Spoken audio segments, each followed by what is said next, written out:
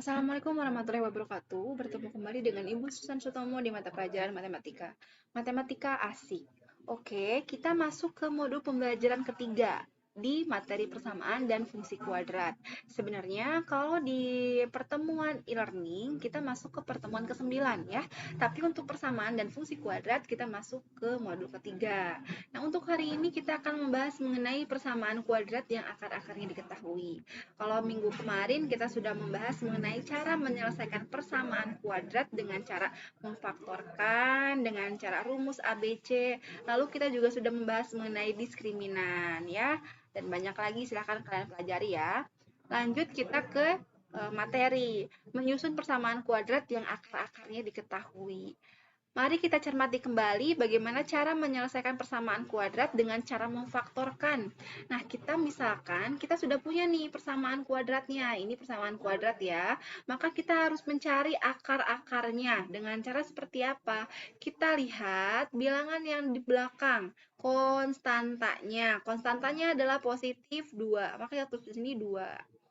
Nah, seperti ini. Bilangan dikali bilangan lain hasilnya harus sama dengan 2. Bilangan apabila dijumlahkan harus sama dengan 3. Maka kita dapatlah berapa sih bilangan yang dikali 2, yaitu 1 dikali 2. 1 ditambah 2 sama dengan 3. Iya, benar.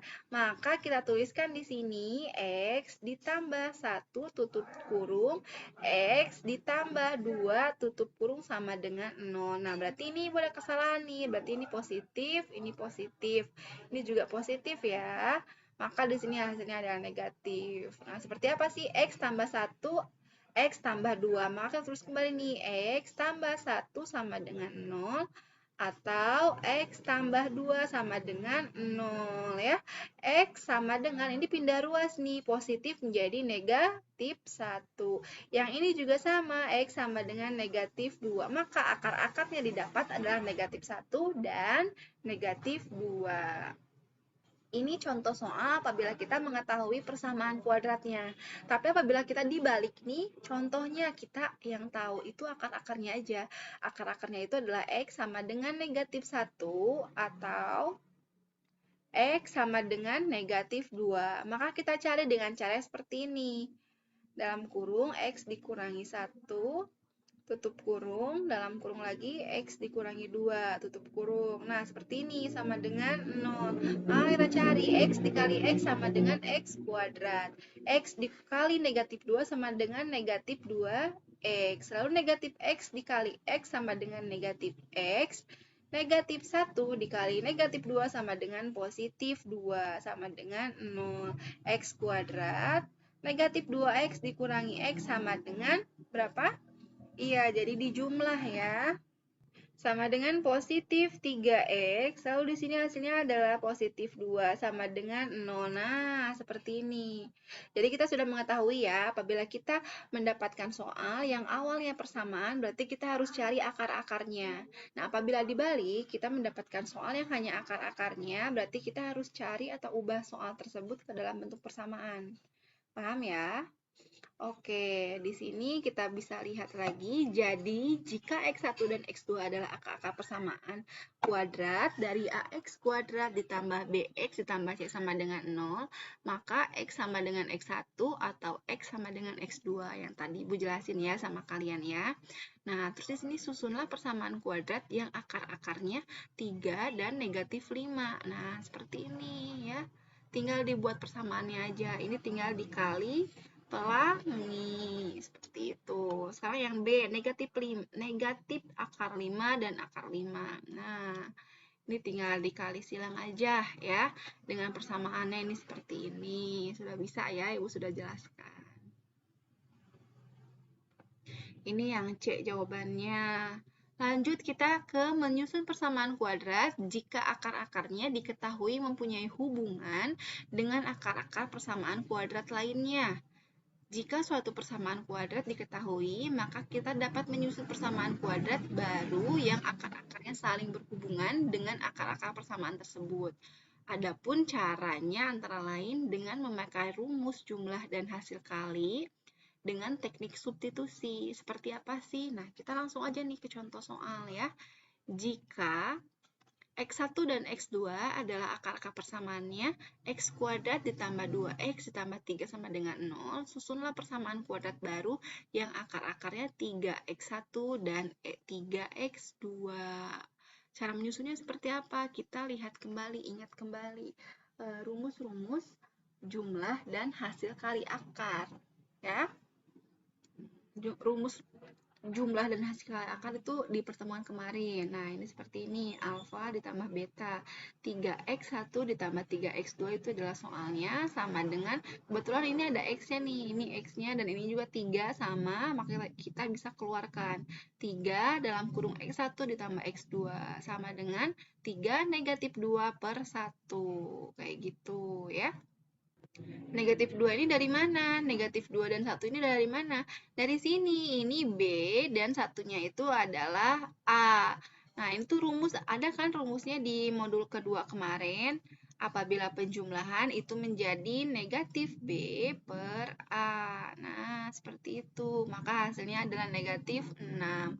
Sedangkan kalau perkalian seperti ini, 3X1 dikali 3X2 sama dengan 3 dikali 3, 9, X1 dan dikali X2, 9 dikali 3. Ini rumusnya yang kemarin ya, yang di modul kedua itu.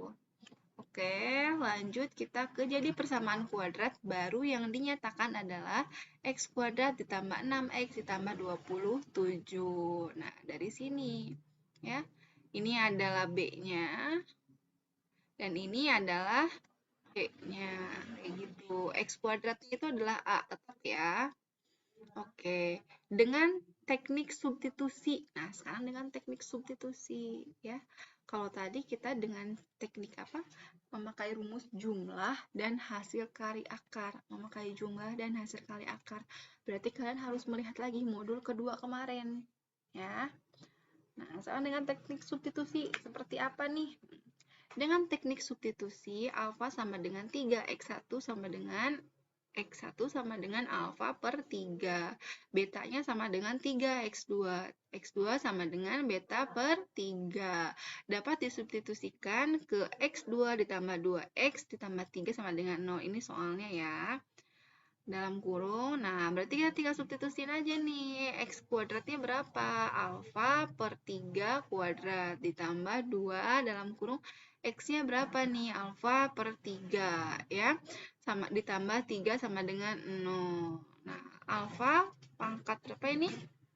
Alfa kuadrat per 9 ini dari sini ya, dari kuadrat sini 2A per 3 sama dengan ditambah 3 sama dengan 0 atau X kuadrat ditambah 6 alfa ditambah 27 sama dengan 0. Nah, bisa seperti ini, bisa juga seperti ini ya. Lu kenapa kok beda? Ayo, kenapa? Sebenarnya nggak berbeda. Di sini kita lihat, di sini kan penyebutnya 9, ini juga 9. Nah, ini 1 nih. Maka kita samakan, cari KPK-nya. KPK dari 9, 3 dan 1 itu adalah 9. 9 dibagi 9, 1 dikali A pangkat 2 sama dengan A pangkat 2. 9 dibagi 3 sama dengan berapa? Ayo. Iya, 9 dibagi 3 sama dengan 3 dikali 2 sama dengan 6A. Lalu 3 ini 9 dikali 1 sama dengan 9, 9 dikali 3 sama dengan 27, maka hasilnya adalah ini ya. Cari di KPK-nya dari 9, 3, dan 1 ini per 1 sebenarnya ya, per 1. Kayak gitu. Lanjut kita ke dengan memakai rumus jumlah dan hasil kali. Misal, alfa ditambah beta adalah akar-akar persamaan kuadrat baru. Maka, nah ini seperti ini. Kalian tinggal kali pelangi aja. Ya, kali pelangi lagi. Jadi persamaan kuadrat barunya adalah x kuadrat dikurangi 2x ditambah 3. Nanti kalian cari sendiri ya. Dengan teknik substitusi juga barusan udah Ibu jelasin ya. Dengan memakai rumus jumlah selisih. Iya, ini yang tadi. Nah, ini rumusnya yang tadi kan, yang Ibu udah jelasin. Ini ada di modul kedua. Ya, oke, kalau gitu di pertemuan ke-9 ini hanya sampai di sini. Semoga kalian bisa lebih memahami. Tolong dicek lagi atau diperiksa lagi modul keduanya karena itu bersangkutan ya. Oke, kalau gitu apabila ada yang ditanyakan atau kurang paham, kalian bisa japri Ibu.